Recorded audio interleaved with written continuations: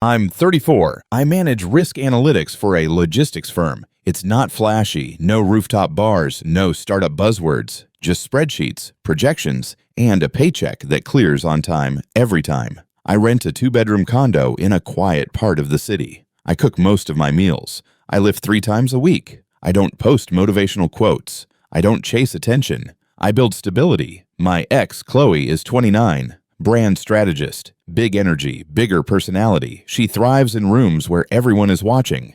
She once told me I was her anchor. At the time, I thought that meant security. It didn't. About 6 months before we ended, she started mentioning a new client consultant named Adrian, former athlete, startup investor, loud laugh, louder opinions, the kind of guy who says closed another deal like it's a personality trait. At first, it was harmless. Adrian thinks traditional companies are dinosaurs. Adrian says people who don't take risks are afraid of their own potential. Adrian works out at 5 a.m. and then networks until midnight. I didn't react. People talk about coworkers. Then one night at dinner, she said, "Some men just operate at a different frequency." I asked, "Are we still on the same one?" She smiled in that tight, strategic way. "I just don't want to stagnate." That word stayed with me. 3 weeks later, "Yeah," she said it. "I think we need to reassess."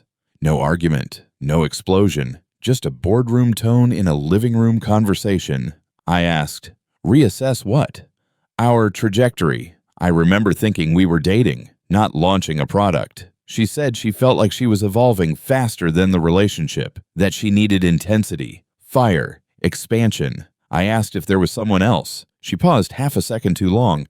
"Not exactly." I nodded. "Okay." She looked almost disappointed. "Yeah, you're not going to ask me to reconsider?" "No," I said. "But if we're ending this, we're ending it fully." She blinked. "What does that mean?"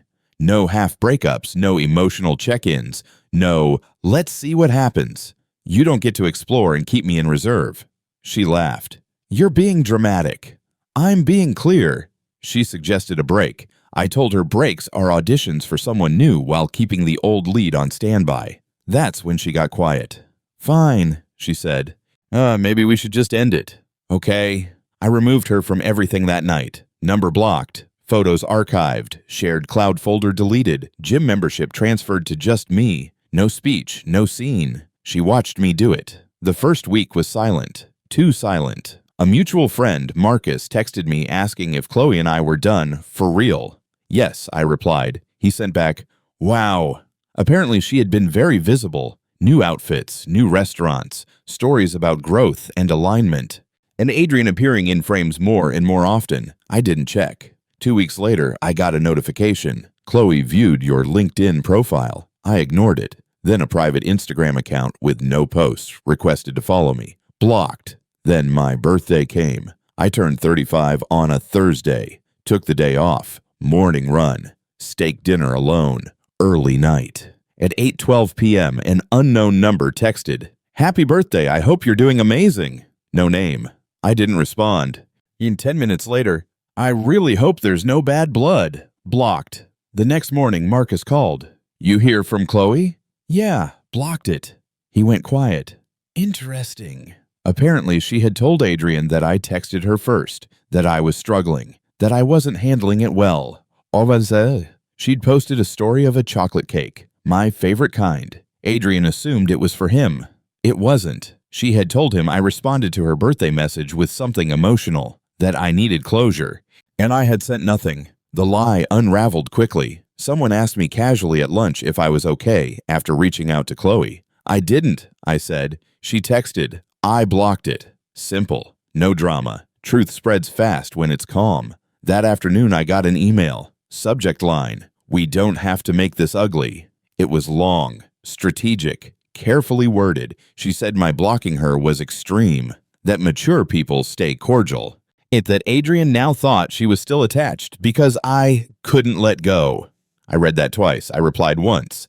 "We're not on bad terms. We're just not in contact. I didn't respond to your text. I wish you well."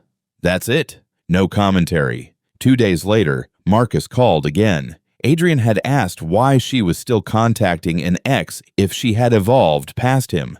That question hit her harder than anything I could have said. She tried reframing it as closure. He asked, Closure from what? Yeah, he's not speaking. Silence is hard to compete with. A week later, Chloe emailed again, this time sharper. You telling people you blocked me makes me look desperate. I hadn't told people. I had answered when asked. There's a difference. She said I was being passive-aggressive. I wrote back once more. I answered honestly when asked. If your current relationship depends on what I say, that's not mine to manage. Archived. Then something unexpected happened. And Adrian messaged me directly. Short, direct. Hey, just clearing something up. Have you been reaching out to Chloe? No. Blocked her the night we ended. She contacted me once. That's it. Appreciate the clarity, he replied. That was the entire exchange. 2 adults confirming facts. A week later, Marcus told me Adrian had pulled back. Not angry, just distant. He didn't want to step into unresolved energy. The irony was almost funny. She left stability for intensity. Intensity doesn't like loose threads. Then came the final scene. A friend's engagement party. Neutral ground. I almost skipped it. Not out of fear, just indifference. But I went. She was there. When she saw me, her expression flickered. Surprise. Calculation. Softened resolve. She approached within minutes. Can we talk? Balcony, city lights, low music inside. She looked tired, not physically, emotionally. Adrian ended things, she said. I nodded. He said he felt like he was competing with a ghost.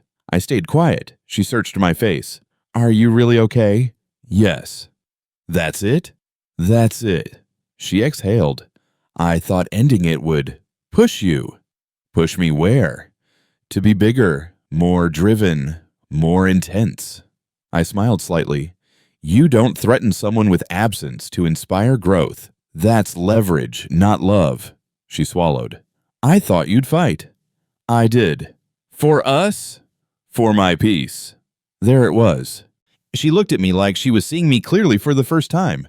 Is there any chance? She asked. No. Not angry, not cold, just true. I don't compete for my own position in someone's life. That landed. We stood there in silence. Then she said quietly, I didn't think you'd actually let me go. I looked out at the city lights. If someone says they've outgrown me, I believe them. She nodded, slower this time. No tears, no scene, just the weight of consequence settling in. And she went back inside.